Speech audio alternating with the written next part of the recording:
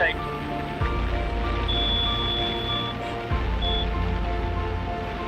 V2. Positive climb. Yeah.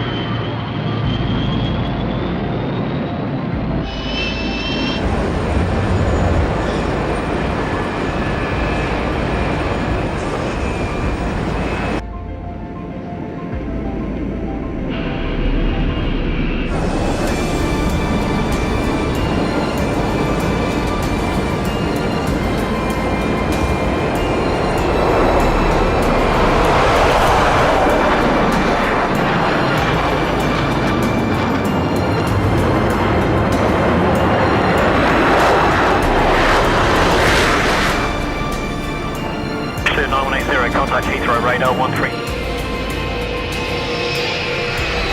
She's brought cities together, brought people closer, and reminded us all that we can do extraordinary things. Stop!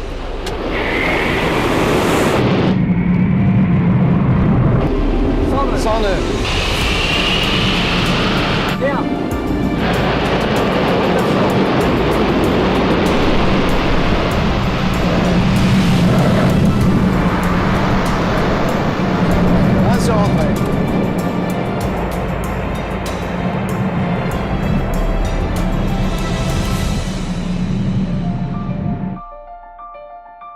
Ladies and gentlemen, we're through Mark 1, the speed of sound, no bumps, no bangs, Concorde. There's the view of New York from the Triborough Bridge, there's the Sydney Opera House, and there's Concorde, arguably the three most beautiful man-made sights in the world. People, maybe more. Concorde and the Red Arrows fill the sky. We flew down the Mall and you could see Her Majesty standing on the balcony. The most brilliant example of far-sighted designers, thought ahead and kept to lead for half a century.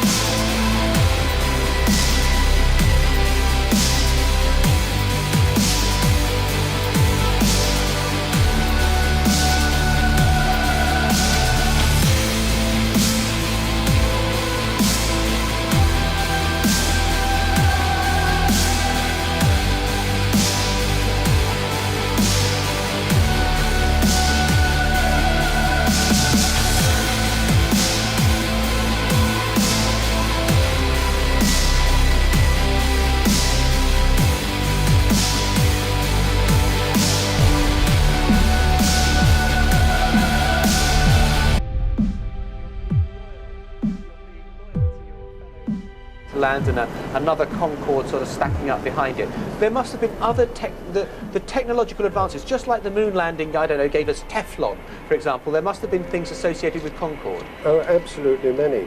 And not least the worldwide prestige which it won for British aviation, British engineering. And there is no doubt that the spin-off effect of Concorde are almost immeasurable. For instance, Airbus would not have been formed had it not been for the cooperation between England and France in the construction of this aeroplane.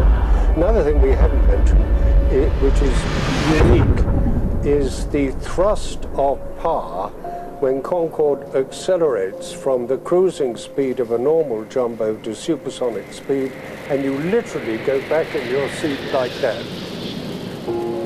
There she comes. But this, of course, is absolutely the reverse process. Lovely.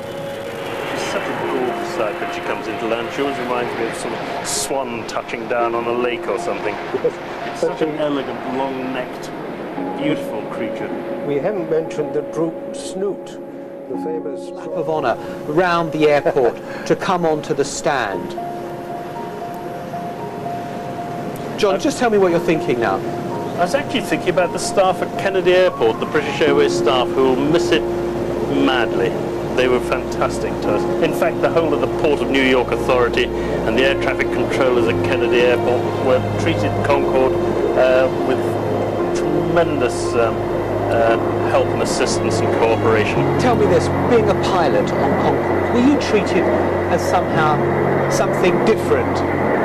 A cut above the rest almost? I mean, or that maybe other pilots felt a little chippiness because to fly that beautiful thing. It wasn't us that were a cut above the rest, it was that aeroplane that was a cut above the rest. All we were the privileged pilots and flight engineers who were allowed to operate that aeroplane. And did you feel that? Look, here it comes now. I certainly did feel that. And down she comes. Just settling down. Lovely. Puff of smoke from the wheels. And then once that nose wheel touches down, that's when the reverse thrust and the carbon fibre brakes swing into action. Aircraft to bring it back for what has been a relatively short period of time. I'll tell you what I do think, very strongly indeed. I don't believe that British Airways should ever have grounded their Concordes. And you can I think we can see the Union flag poking out of the window there. Yes. As possibly the most famous nose in the world. And just look at the people behind, the ground crew. They've probably all got other things they're meant to be getting on with. But the whole airport, I suspect, at Heathrow has come to a halt for these three Concordes. Just to go back very briefly to what you were saying, if you cast your mind back, you'll remember that after that dreadful event at Paris, British Airways carried on operating their Concordes for about 3 weeks with a whole lot of very tight checks and procedures agreed with the Civil Aviation Authority. And it was eventually, I'm afraid, pressure mainly from France that it ended up with the grounding of the airplane.